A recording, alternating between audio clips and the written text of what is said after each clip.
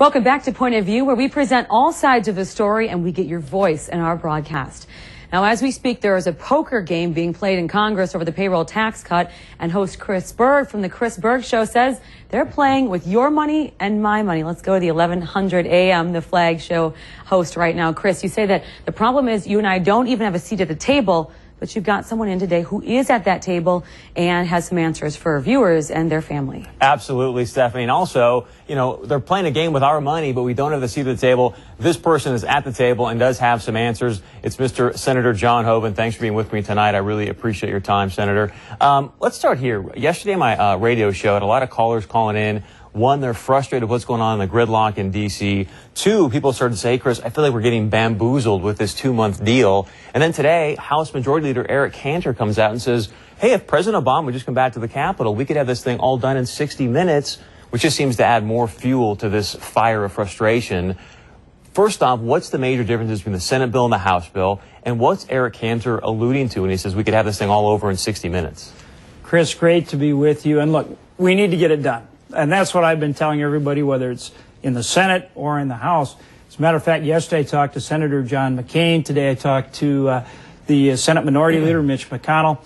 And what he's put forward, I think, could work. What essentially he says is, House, go ahead with the 2-month extension, and Senate, Senator Reid, appoint the conference committee. Again, I go back to my main point. Let's get it done.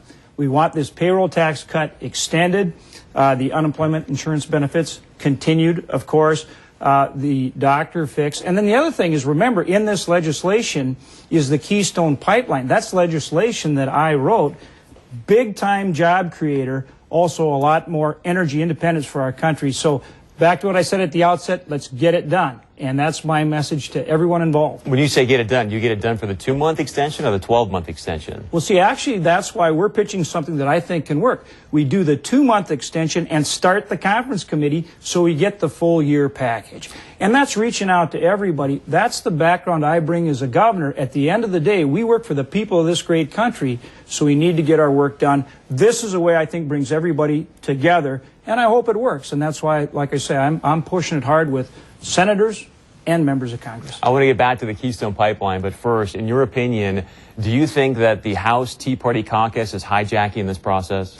You know, I think that it's incumbent on all of us, House and Senate, and both parties to come together now. So my point to whether it's Tea Party, whether it's Democrats in the Senate, whoever it may be, now's the time to come together and get it done. And again, I've laid out a clear path, and I'm going to keep pushing for folks to take that path and finish this up. We're doing the people's business. And so that's the work that's what takes precedence, and that's what we need to do. You mentioned the Keystone Pipeline. You introduced that legislation to this bill. It seems like a no-brainer to me. Job creator, national security, energy independence. You gave President Obama 60 days. Now, is there a door for him still to punt at the end of the 60 days? Or are you saying, hey, he has to red light or green light this project in 60 days? It provides that he has to make a decision in 60 days. We need to get the job creation going. We also need to produce more energy so we're less dependent on the Middle East. But we also give more time for the route through Nebraska. That was the issue. There's not a 60-day limit there. So when state or anyone else comes out and says, oh, well, we can't do it in 60 days because of this issue in Nebraska, wrong. We provide time to reroute in Nebraska. We just say in 60 days, make the decision, move forward. Look, we need this energy in our country. We need the jobs in our country, not sending this oil to China. This is how we did it in North Dakota. This is how we need to do it at the national level. And they've already studied this Keystone Pipeline XL for 3 years, correct? 3 years. They've gone through the full environmental impact statement. The sister pipeline, which we know about because it goes through North Dakota, that was done in 2 years. So let's get going. Let's get this economy going. Let's get people back to work. That was the feasibility study for the Keystone Pipeline XL. Another feasibility study here in the FM area. You just came from this meeting. Yeah. The FM diversion now gets signed off by the Army Corps of Engineers. What exactly does this mean for the diversion and for the valley? Oh, this is good news. Look, we need permanent flood protection in Fargo, Moorhead, West Fargo, the whole metro area, Cass County, Clay County. This is about not only making sure people are protected, which is hugely important, but for the long term, it is more cost effective at the local, state, and federal level to have a permanent project in place, permanent flood protection, than be fighting the flood every year. Big step forward today with the chief's report, Now we need to continue to work on the authorizing and funding the project. And of course, that's going to take some time. But we do it every year. About $12 million this year, $30 million next year. But local, state, and federal, keep everybody working together, make it happen. About a week or so ago, I was in Harwood at the Harwood Community Center. They had the meeting about the diversion there. So my question to you is this. I'm living in Harwood. There's people tonight watching upstream, and you say what to them about this project? You know, we have to continue to do everything we can to mitigate impacts upstream and downstream. And I know there's issues upstream. We have to keep working on it. This is about, again, making sure that we have everybody working together, do the best job that we can. And so I understand there's some issues there, and we'll continue to work them. Now, all this stuff is important, but my toughest question of the night is right now. Don't get nervous. Yeah, I know what you're going to ask. Final score, January 7th, Bison game. What's your prediction? You know, I am excited.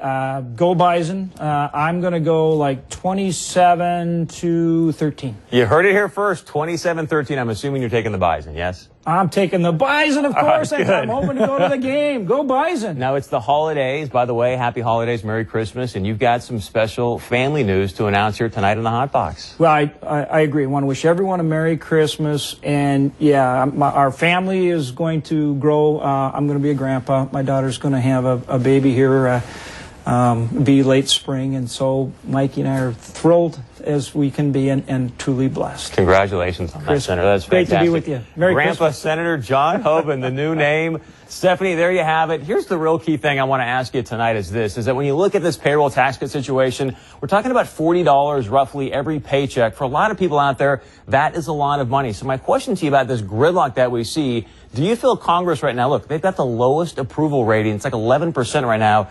Do you feel Congress is doing what's best for the American people, or do you feel like they're doing what's best for their re-election campaign? Stephanie? Well, Chris, and too, with Eric Cantor coming out and kind of calling up President Obama, there's always some congressman or legislator or someone coming out and really just muddying the waters. Is this really, do you think, going to get done, or is it just going to go to the 11th hour like many of these other issues? There's no doubt it's going to go to the 11th hour. Again, the tricky thing is the game of politics. That's why I used the poker analogy earlier, because earlier in September, President Obama said, look, I want the one-year tax extension. Now he gets it, and now, obviously, because of Senator Hoven put in this Keystone Pipeline, very key piece of this legislation, but still, the Democrats are balking because they've got to kowtow to their environmental constituents. All right. Chris Berg from the Chris Berg Show. Thanks for coming in today. It's always a joy to see you. Now, you can be a part of our conversation. Always just go to 630pov.com right now to chat with us.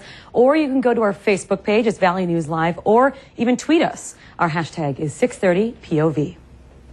Now, your tweets and your Facebook comments are already coming in. Here's what Joe says. It's both sides of the aisle. It is also Obama who was more worried about vacation in Hawaii than in creating jobs. Can the American people really say they are happy with the 2-month extension? John says this. They are all to blame, and they're only doing what they think will get them reelected and further line their wallets. That's all they care about, no matter what they're trying or telling people.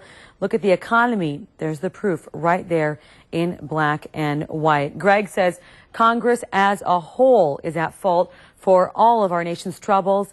If I don't do my job, I'm fired. Yet these overpaid people in Congress take the taxpayers' money and play with it like they're playing a game of Monopoly. The people vote them in and give themselves raises with our money. Both parties straight up. Rob says he's blaming Congress, as well as Scott says that they're all to blame, and get rid of these politicians and get ethical people that care about this country.